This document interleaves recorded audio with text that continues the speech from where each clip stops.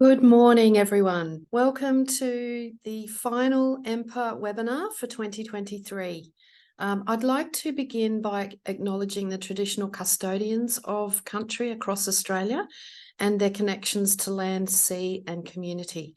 We pay our respects to their elders past and present and extend that respect to all Aboriginal and Torres Strait Islanders here today.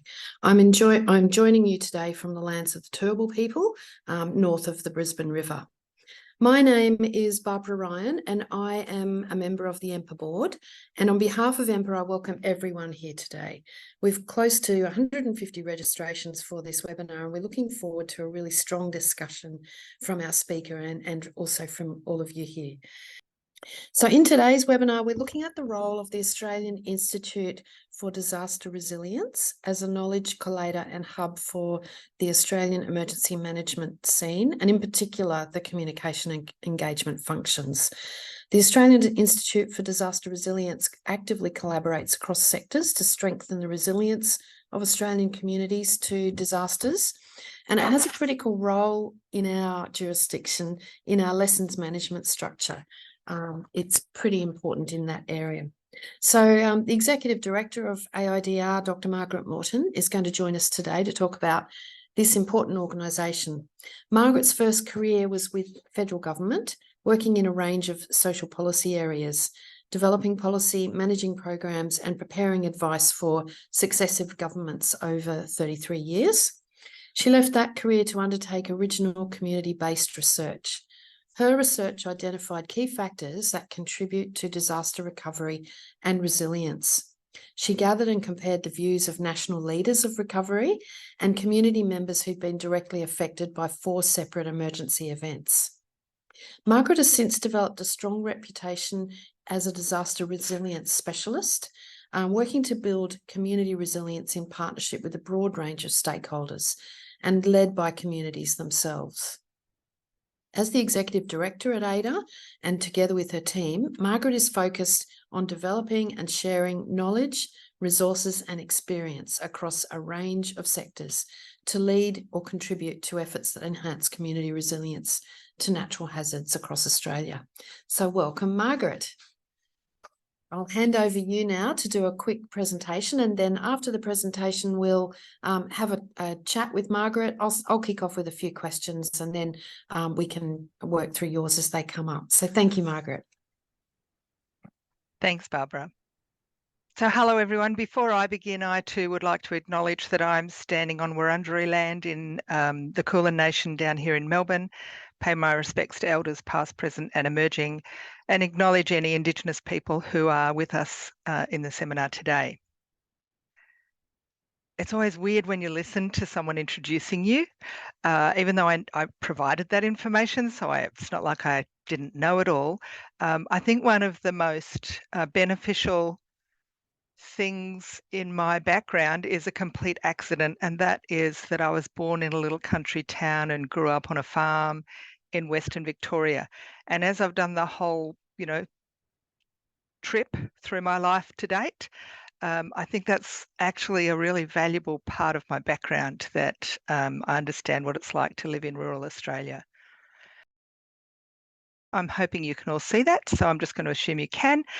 It's important that I give you a little bit of an introduction to the Institute. Many of you online will know us and know our work, but just on the off chance there are some who are not too familiar with who we are, I'll give you a bit of an intro and it'll help kickstart the conversation. So, we're very proud of our work in AIDR, and I have to say it's my absolute delight to work with the team that I work with here. We come together to collect, develop, curate existing knowledge and share knowledge. So we're a knowledge hub, and we literally have a knowledge hub on our website. We support a range of networks as people, practitioners and others grapple with that knowledge. We bring them together in a range of different opportunities to innovate and share their experience and learn from one another. And more we're contributing to what we call national thought leadership. And what we mean by that is that we're involved in a number of advisory groups on key issues. We've We've developed and submitted input. There are so many reviews and inquiries underway at the moment. Mental health for emergency services, practitioners and volunteers, disaster funding, the governance arrangements for disaster across the country. So all sorts of things that we also make sure we contribute based on our knowledge. Many of you will be familiar with our handbooks collection. Hilarious for me that I actually wrote one of the handbooks in a previous iteration, probably one that some of you are familiar with around community engagement, which is my kind of favourite thing. One shouldn't have favourite things, so scratch that. And we have the Knowledge Hub, we have the Australian Journal of Emergency Management. We provide a number of webinars and professional development activities and masterclasses and so on, although I'll come back to that because we think we can do that a little differently in the future. And I've just come home from Perth last week, hot off the ceremony that celebrates the National Resilient Australia Awards and some really remarkable projects recognised this year in that awards process. And for some of you, you may be aware that we are showcasing tomorrow, as it happens, in a webinar, the major incidents report for last financial year, and a new report that one of my team has spent considerable time doing a great job to start this process of an inaugural riskscape report about the risk environment that we're all working and living in at the moment. It's really important to us. Sometimes people aren't aware that we are primarily, not completely, but primarily funded by the federal government. So it's really important to us that our work aligns at a strategic level with international and national frameworks and with the strategic intent of NEMA, who is our funding body.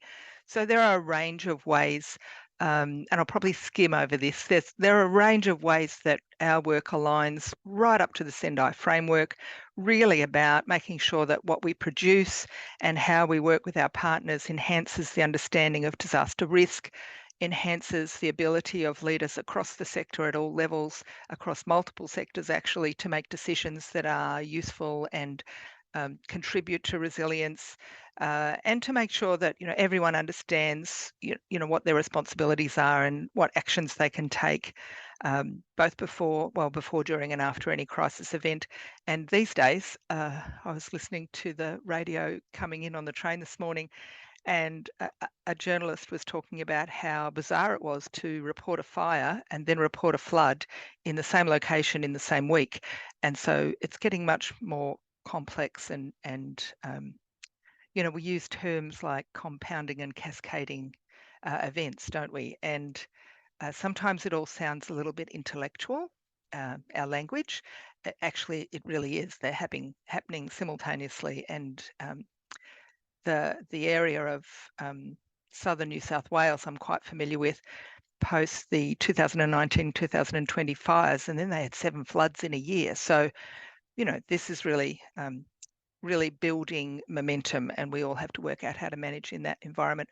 I thought you might be interested to just see a little bit of our impact.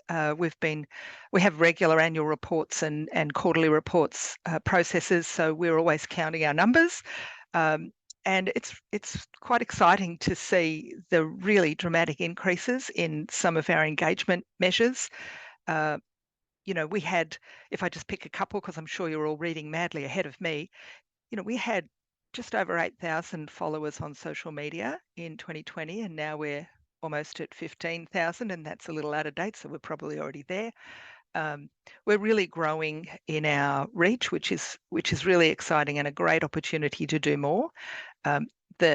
The ADRC, the Disaster Resilience Conference that we do every year, I signed off on the annual report for last financial year and noted with interest that we had 371 delegates come last year to our conference. This year we had 560 something, 9 I think. It's just going through the roof, and that's great. One of the things I noticed also about our conference this year is that 74% of people ticked that they'd never been before. That really caused pause, really. I'm thinking, well, there's a number of potential reasons for that. But one of the factors is likely to be the turnover and the fact that our area of work is, as my friends say, Margaret, you did your PhD at the right moment in history. Our area of work is a burgeoning growth area, isn't it? Which is terrible. And a lot of new people are coming in. So I think, again, that really points to some of the things I'll talk about that AIDR wants to do more of in the future. So we threw together a slide of the sorts of people we are partnering with. Now, our official partners are, of course, NEMA as our funding body, AFAC as the contract owner for our work. The Red Cross continues to be involved in all of our work and is a part of our formal partnership arrangements. And then we partner with all sorts of people. The ABC, some of you will be familiar with our work with the ABC, and for those of you with small children, I thoroughly recommend Play School and the emergency helpers process in Play School. And you'll be familiar with the fire danger rating system and the warning systems and all of those things. There are some new partners that we're really focused on building a strong relationship with. And on that slide is Biami Williamson, who is a well-known and strong Indigenous leader, researcher in disaster resilience. We supported the inaugural Indigenous Summit this year, which was a couple of days before the ADRC in Brisbane. And much to all of our delight, we didn't know if people would come. You know, when you plan something and you don't know if anyone's going to turn up, we thought if we got 40, 50 people, that would be a good start. We had to move venues because Biami managed to attract, and we helped him promote it, 200 people. So a lot of interest in the room. It was a very important day. And so we want to do some more work with Indigenous Australia to really promote the strength of Indigenous knowledge and Indigenous disaster resilience action. So you can see the ABC Play School bits there, and you can see the warning system. Yeah, all sorts of partners, and I think we can do more in that. Now, I thought you'd be interested in this slide, and I don't know if you can see my arrow, but if you can't see my little arrow, way down on the bottom right-hand side, this is based on what people tick off a list. So it's a little bit of, data conversation we could have there. But way down on the bottom side, we have media and communications, a little tiny circle. And so that's a whole conversation we could have too. People choose whether they identify when they come to our webinars or they download things or they come to the conference. They choose to say whether they are, emergency services or emergency management or local government. So it'd be interesting to unpack some of this, but you can see our largest cohorts and you can see our tiny little cohorts. And I think there's a whole lot of possibility here. So when I look at health as a circle on the left-hand side and education just under it, I think, and aged care, little tiny aged care up on the top left, I think, right, if we're really about reducing harm, reducing the impact of risk, there's a whole lot of work we could be doing with a whole lot of new sectors, new to this work. Oh, hilarious when you see yourself on the screen. We are participating in a whole lot of what we do call thought leadership discussions now. And I presented to the select committee looking at disaster arrangements. We have a focus on the Royal Commission and we're involved in that process. We've been involved in the development of the Second National Action Plan, and we're supporting, we support people like NEMA in their consultation processes. So there's all sorts of things we think we can do more of in relation to thought and strategic thought leadership. And I'm cheating with this slide because it's really a prompt for me to think of the sorts of things that I wanted to share with you. And we could, this is where we start thinking about things we could talk about together. The context for the future of AIDR and disaster risk reduction and resilience, I need to declare up front that this, and Barbara and I were just talking about it offline, this is an interesting time for me to talk with all of you because we're in the process now of discussing AIDR's future with NEMA. And what part we might play in the broader system and how we might set that up. So I need to put a little caveat on the front of everything I say from this moment on. I'm very happy to share with anyone my aspirations and my dreams and why I've come to the role as Exec Director of AIDR. And I'm one voice in the process that will decide what we actually get to do. But I do think there's an increasing complexity in all sorts of ways in our society that has an impact on the work that we do.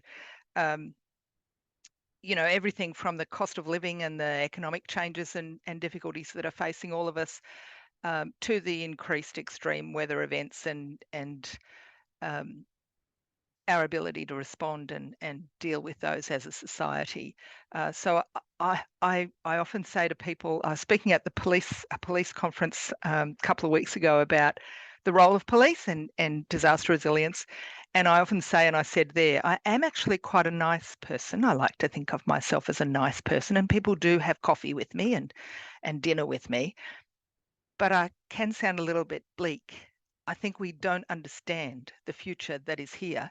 I think we still talk about it as something that's separate from us, and we have to learn what to do and get ready for. And I think it's a little bit late to do some things. So I think we are facing the potential of some, at the risk of being dramatic, some mega events where many more people die than we're accustomed to. In Australia, we're quite fortunate. We don't have the figures of people being impacted that other countries have.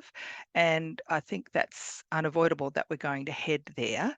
And we do really need to get our skates on because I don't think we're ready. Artificial intelligence is a matter that we've been grappling with inside AIDR. We're just revising our editorial guidelines for the journal because we have received a couple of papers that cite artificial intelligence. There's all sorts of changes afoot, and we need to start trying to see around the corner and predict what some of the changes are that are coming. Workforce and community are tired. Everyone's tired. Not quite sure how to handle the next event, and we just stand up from an event and we get knocked over by the next one. So that's a real risk for all of us as we work in this space, because people are potentially going to turn off or lose hope. And hope in the research, hope is a very well discussed and important element of resilience. There's an increased divide. There's a real need for diversity in thinking and approaches, and we're doing a lot of work, as I mentioned, to amplify Indigenous voice and the voice of young people. So there's a lot of thinking going on about how we can include young people who increasingly want to be at the table.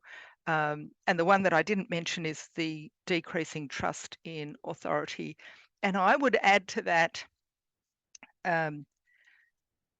it's getting harder and harder to work out what's true and what's real. You can find anything on the web, and it could be completely nonsensical and not helpful, but it's still there. So the future things that I think we need that we in AIDR think we can play a strong part in, people have started approaching me saying, I love the handbook on blah, blah, blah. How do I do it? Does AIDR run a 2-day program for how do we implement? And can I meet other people grappling with the same question? So we think there's a whole lot of stuff we can add to our existing capability development work to help that 74% of people who'd never been to a conference before, an ADRC conference, to help them get the grounding of what they need in order to work in this space, and then to continue to expand our thinking in masterclass terms to, once we've got a grasp of the fundamentals, where do we take the rest? The strategic foresight, it's my absolute pleasure to have, I'm going to name him, John Richardson, join the team. And he's been encouraging us to do a lot more thinking about what's new, what's coming, what's around the corner. And we need to be thinking that way if we're going to get ahead of the game and get out of our sort of responsive thinking. So we've been doing a lot of work inside AIDR recently to try and understand systemic thinking. And we think we need to be doing that with the sector as well, with our practitioners and with the people that engage with us. Our partnerships are diversifying at the moment. There's always that moment when you're fresh and new to an organisation. I've been here 14 months now, and you think, let's just do a whole lot of new and exciting things. And now I look at the list and think, okay, let's slow down. Let's slow down. Can't do them all. But we're trying to work out which partnerships to really put energy into. A number of research institutions are now inviting us to be on their expert advisory group or their project advisory group. I'm writing more and more letters of support for applications for funding for projects that have a national potential impact and that are addressing areas that we strongly believe, based on our role in AIDR, are needed. So we're doing more and more supportive work and amplifying the work of others. And I thought I'd finish with one of my favourite quotes ever, because I'm hoping that we in AIDR, we certainly consider ourselves to be a small group of thoughtful, committed, hardworking citizens, and we hope we're doing our little bit to strengthen the resilience of this country. Now, that was a little bit of a hurtle through present and future thinking for AIDR, but I hope that I'm going to stop sharing. Happy for that slide deck to go to anybody, but maybe that's prompted a few questions or the beginning of a conversation. Thank you, Margaret. That was really interesting. And a lot of those topics you identified as the thinking that we need to be seeing around the corner are probably relevant to us as well. I just wondered if we could go back a step, though, and you've been working in this area for a while, and you joined AIDR 14 months ago now. So I'm interested to hear how you've seen the intersection of frontline communication and engagement with the work that AIDR's done in support of those fields. So, sure. As I mentioned earlier, I was lucky enough to get the opportunity to write, and for those of you who aren't aware, when we write a handbook in AIDR, we engage a writer, and I was the writer for the Community Engagement Handbook. And then we have a fantastic and generous network of people who agree to come on and offer their expertise. So we had a number of people with expertise in community engagement who joined me as a sort of an advisory or a working group. And together we crafted the document. And that's how we do all of our handbooks and all of our work. I think it's really important that we have a principles-based approach. And I opened up your website earlier today, and you're right, we have a lot in common, don't we? Looked at things around, a seat at the table. So our version of that is that we want community members that are affected and practitioners that are affected to have a seat at the table.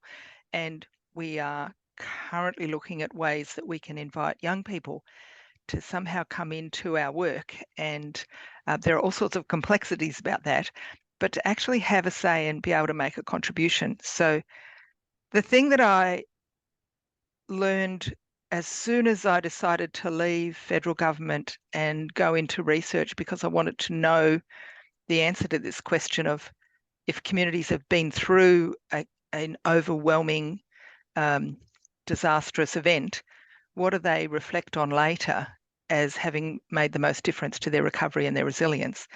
The very first thing I learned when I left the government was that there's a whole different language. Government language is not the same as academic language. Academic language is not the same as community language. And I've always known that when I go home, it's like a switch, because I've learned it without consciousness. It's like a switch, and I suddenly talk at home in a way that we all understand, community language, just very simple and direct and straightforward. But when I go back to government, I adopt all of the words, the jargon that comes with working in government. And I used to think, wow, how do I do that? That's a little bit weird.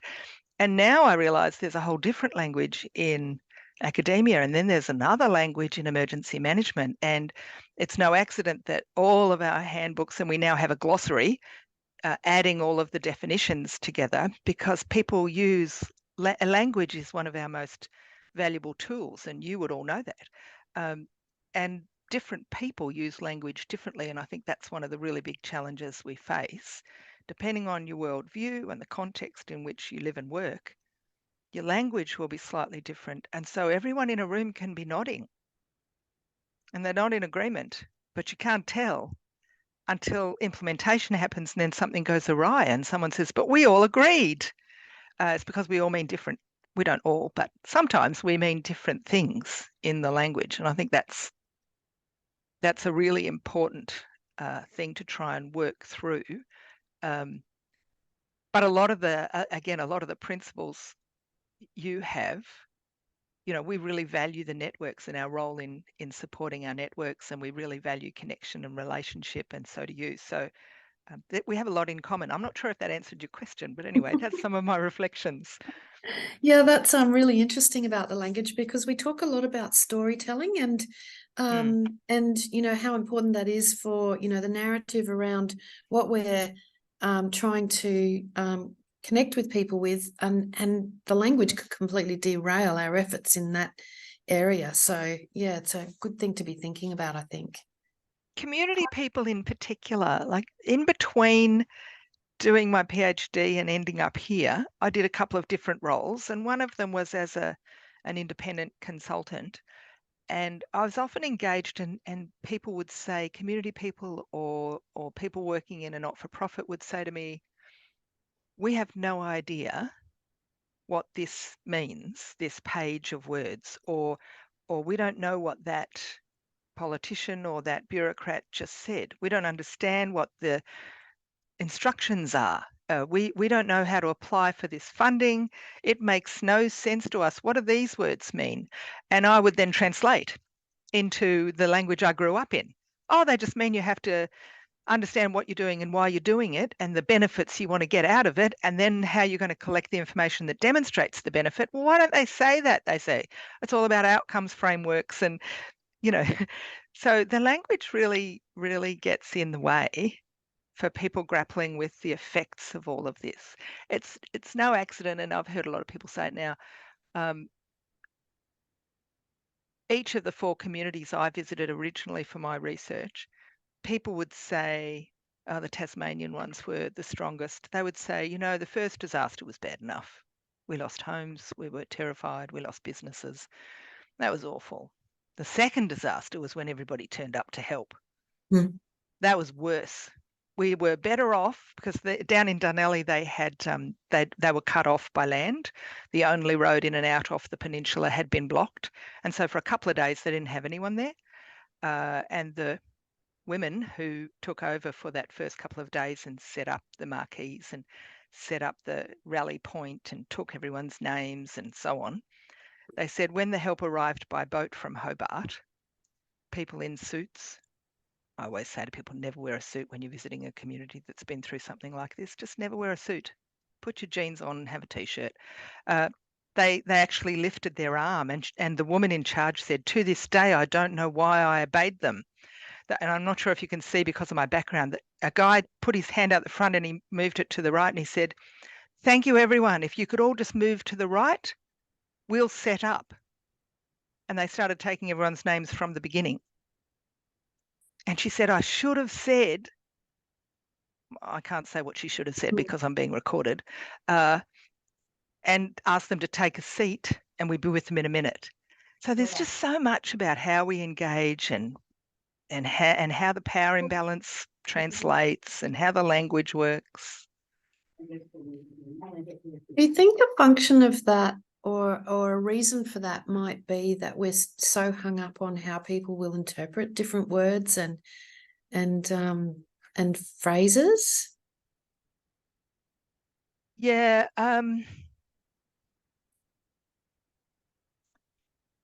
Oh, look, I think there's a lot behind why we get the language we get. I think sometimes it's about protecting ourselves.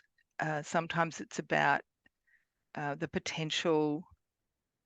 Litigation's probably a bit strong, but there could be that. But the potential to be caught and to be seen to have said something we can't follow through on. So when in doubt, be vague. I watch pollies do it all the time, and I have some sympathy for them because I've worked in that world and I know what it's like when someone's asking a question and they never say yes or no. And they always answer with some kind of sort of third option and I think it's about being caught. I think fear is behind a lot of things. Yeah. Okay. We've got a question here from Jody Van der Wettering. Speaking of language, more than 40% of Australian adults are functionally illiterate, according to the ABS. How does AIDR make its knowledge and resources accessible to those types of people? Do you know, I don't think we do this quite well enough yet. We have been talking about how our handbooks, for example, really rely on the language and the written word. We do try to make sure that the language is straightforward. And at the moment, one of my team is working on what we're calling quick guides, shorter versions, simpler versions, templates, things that are more readily picked up and understood without having to wade through the whole handbook. We try to use visuals more and more, images. I'd love to engage with some, and perhaps we'll be able to do this soon. I'd love to engage with some artists to do storyboard style. Yeah, we're very, very conscious of this issue, and we are looking at ways to communicate in a simpler way. We've been thinking about whether to do podcasts. I know our videos are popular. Once we do, as you're doing today, we have a chat about something and it's recorded and then it goes on to the website and then people can watch it later. And it's sometimes easier to listen to somebody rather than try and read it all. There's all sorts of ways we need to get better at that. That's a good question. Can you talk about some of the challenges you can see for us as communicators, Margaret? So, if I know you're all not necessarily all media focused, but I think there are a few challenges. One challenge is the question that was just asked: how do we make it easily accessible to a broad range of people? Another challenge is the media version is, every now and again I shout at the television. I'm hoping some of you shout at the television. Not really often, but it's usually when I have a reporter who's standing in the street and the signs are blowing off the buildings all around them, or the cars are driving through heavily. Oh, excellent. Thank you, Melanie. Or there's cars driving through heavily flooded roadways behind them. And I go, turn the camera off, point the other way. What are you doing? You're not supposed to put yourself in danger and you're not supposed to show other people putting themselves in danger. And I can't remember the event, but somewhere in the last couple of days, a poor man who, I don't know the family, has now been found guilty of manslaughter because he drove into water and a child died. Now, sadly, that's probably what's got to happen because there are key messages that place people in harm's way if we don't not only say them, but then demonstrate them behind the person speaking. So, we do, I love the comments. We have a huge influence on people's behavior in the social media, we sometimes joke, and I'm not sure if we're joking, time will tell, about whether AIDR needs to get onto TikTok. Should we be doing that? Because that would reach a whole lot of people. Should we be thinking of new ways to communicate the messages? And I think the answer to the question is yes, we should and we must. It's a question of whether that's one of them. But yeah, we need to make it simpler. The challenges are we need to make it really clear, and we need the key safety messages to be just unequivocal.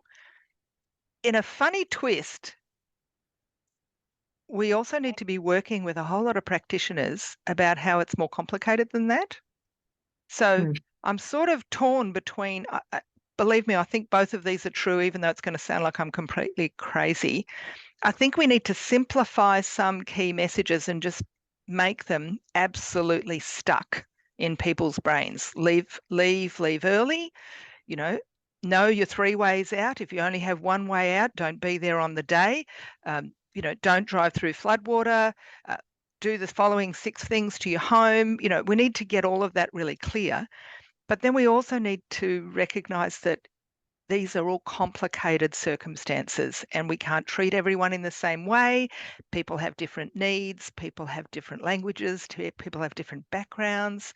We can't assume everyone's the same. So there's sort of got to be a balance of super simple and it's not that simple somehow. And I think that's what our role is somehow in making both of those possible. Yes, complexity and that the need for the simplicity to cut through is that will be a conundrum for us for a long time, I think. We were talking before we got started about AI, and Ben Sharp has asked a question here about, do you think the industry is seeing value in AI and that it translates to actual capability uplift? What are you thinking there? So, one of the things I said when we chatted earlier, and I would like to say it to everybody now, is that there are times in my life when I'm speaking very much in draft, and this is a very much in draft conversation. So as we talk more and more about AI, my views will, with any luck at all, shift and settle into now this is what I really think. But at the moment, we're exploring AI. And some of you might know David Younger or know of him. So I'm involved in an advisory group with him as a fellow member, and he said something really interesting about AI. He said that for young people, when they're grappling with the immediate aftermath and then the sort of medium-term recovery process, they can't always get into a counsellor when they need one. And they might be having mental health responses to the event that they've been through that are quite profound.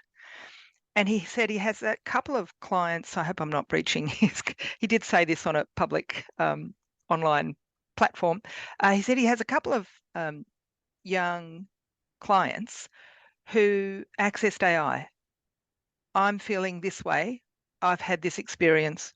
What should I do? And they showed him the answer.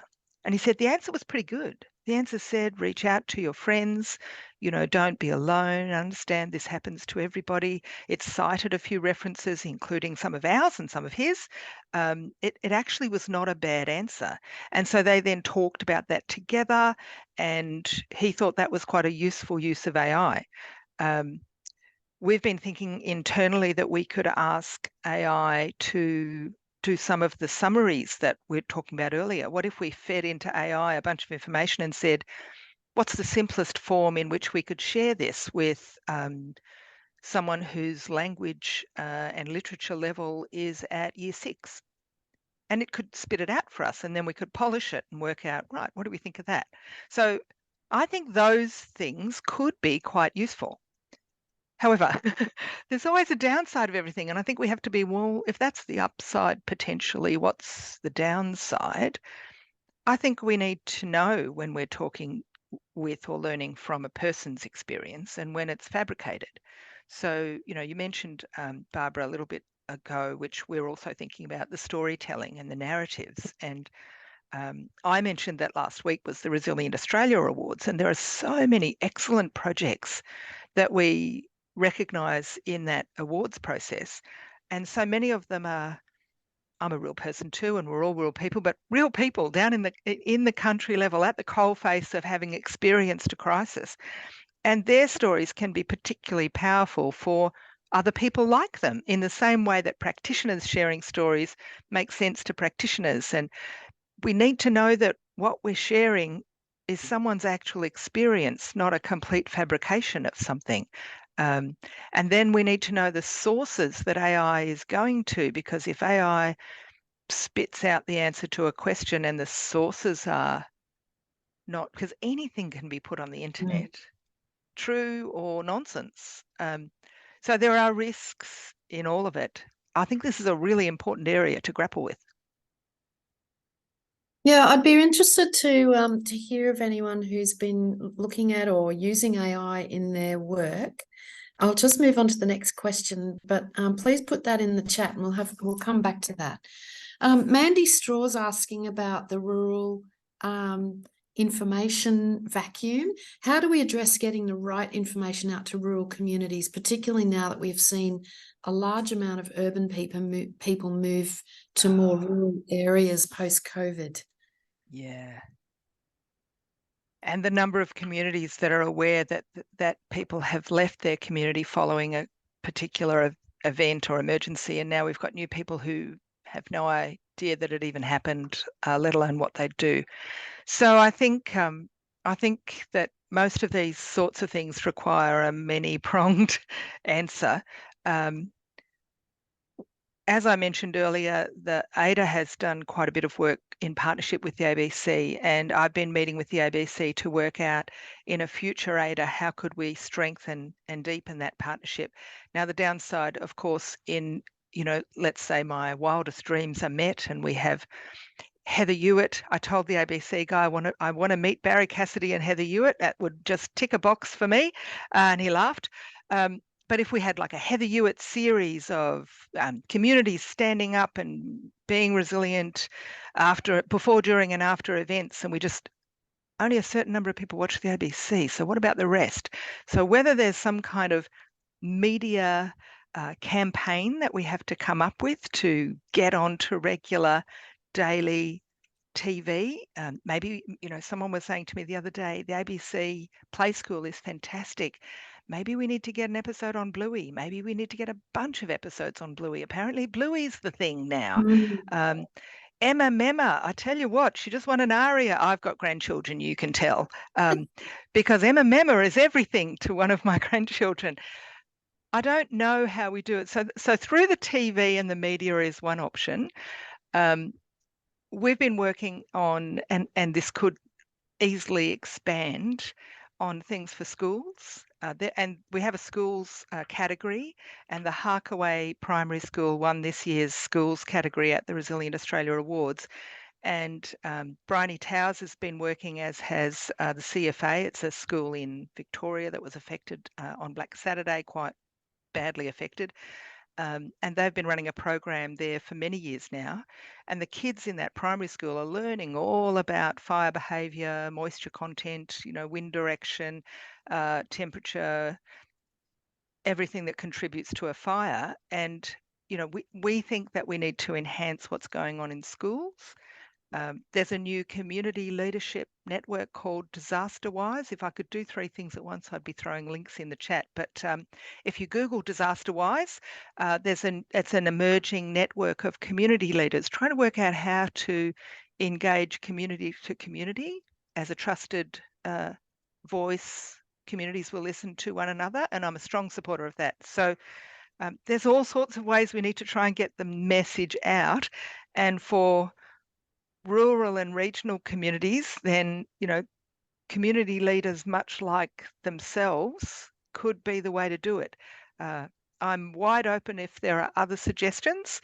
There are organisations that particularly work well in rural Australia, and, I've been talking with, and they were part of Resilience Lane, groups like Rotary and Lions.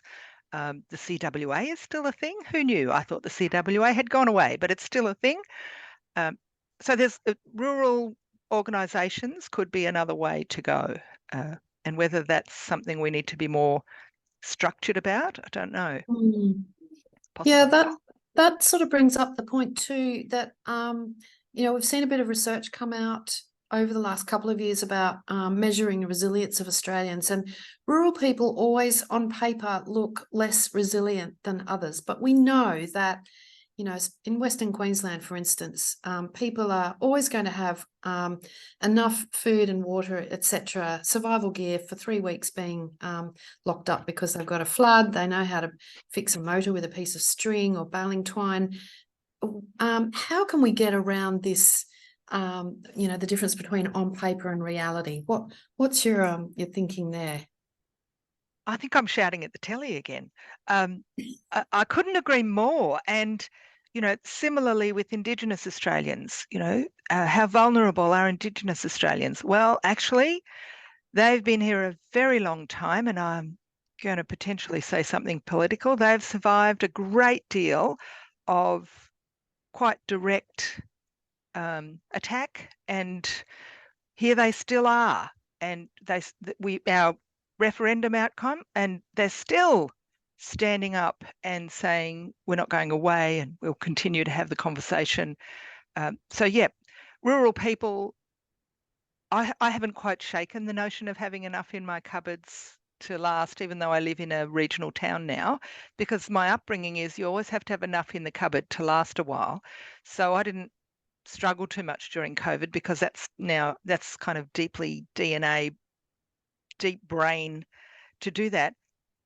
Rural people are really resilient. I think people confuse resilience with economic wealth or education, and some of us in the rural Australia are highly educated, but resilience is a different thing. It's the knock me over and I'll stand up. It is the baling twine. I can fix anything with a little bit of this and that I dig around under my house for. Now I might not be as good as some of my father's comrades, but yes, we are absolutely resilient. We need to, and I'm part of the system, so I now need to also continue to lobby for a different understanding of resilience. Resilience is not, it's not necessarily about the standard of housing, the type of housing, the level of income, the level of education. The CEFA index is one element that we take on board, but it's not the only element of resilience. There is a community that spoke to me in back of Queensland actually and said, I think we're very resilient. And again, I can't actually use the words this person said, but they basically said, when we flood, you can just all stay in Brisbane because we'll have this sorted.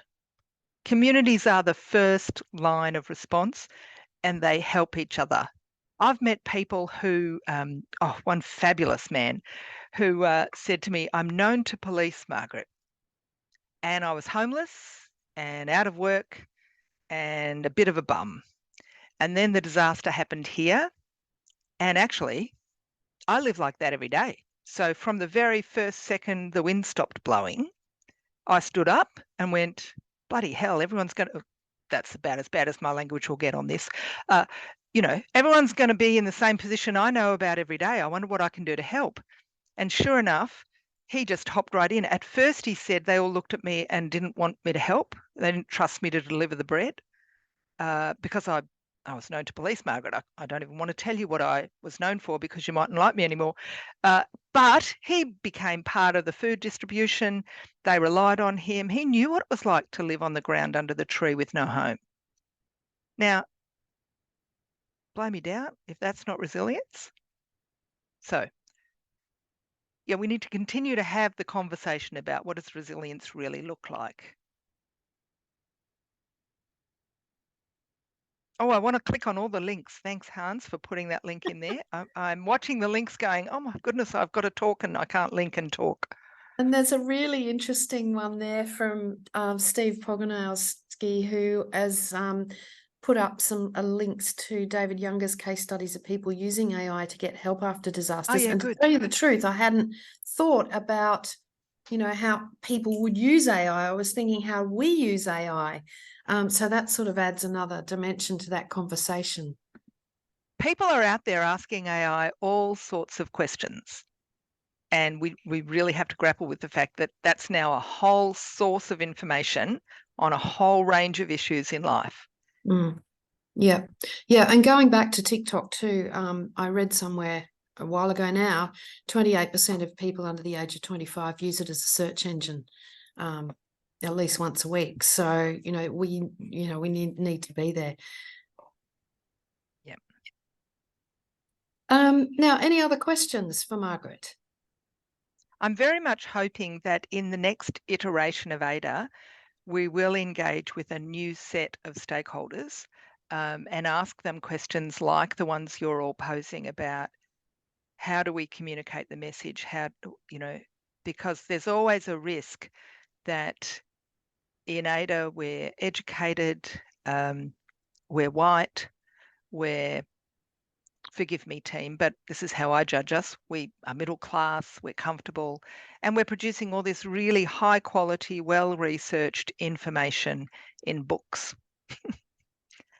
Okay, well, that'll work for people like us. So we do have to think really creatively about what'll work for everybody else. Yeah. I'm about to have a disaster because I thought the cord in my room was charging my computer and it's actually not. But before I go off to find my charger, I wondered if we could go to Chris's comment here, Chris Belcher from AGEM. New Zealand does so much to keep hazard preparation in front of mind and in a really fun way. They do great stuff around earthquake and tsunami preparation, and they're doing a bit around landslides. What can we learn from New Zealand in terms of the communication and engagement space?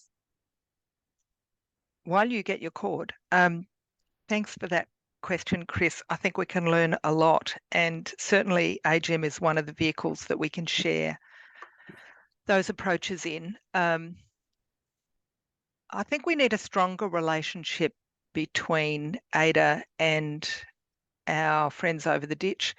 We have a good relationship. We have a number of key people in emergency management work over in New Zealand that are involved with the journal and also involved with our various networks and so on. I think they have a particular style of communicating that's really direct and really community focused. You know, when the New Zealand contingent entered the room at the ADRC this year for the first time, they entered together and they entered singing.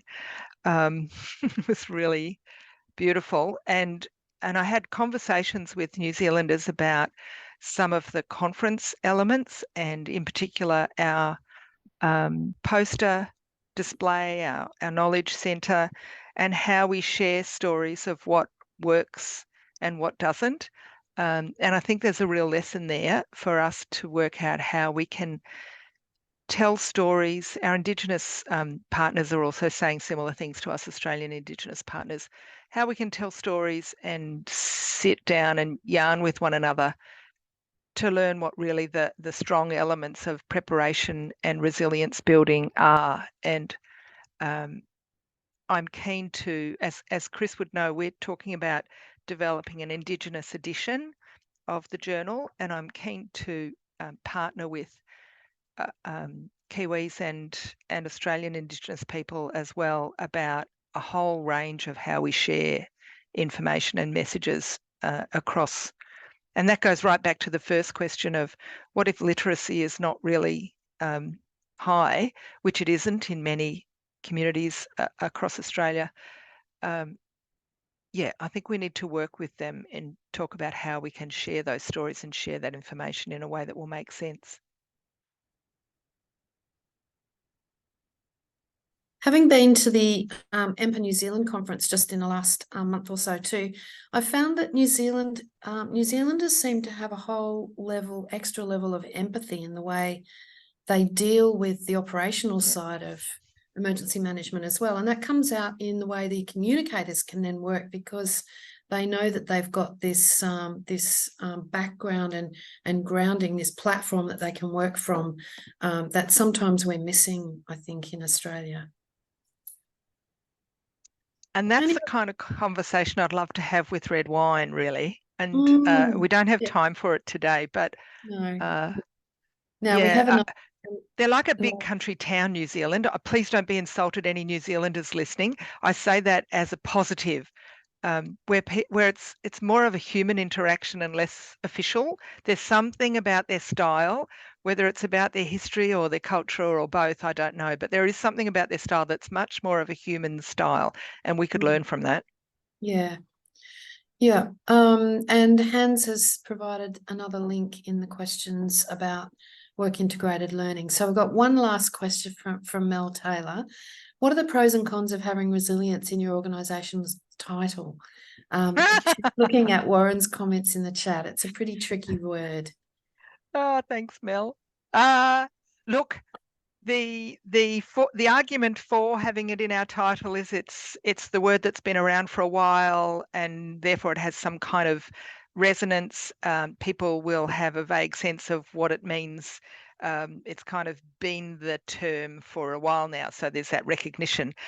The argument against is that everyone's arguing about what it means, and we kind of do need to challenge the meaning and challenge what resilience actually looks like.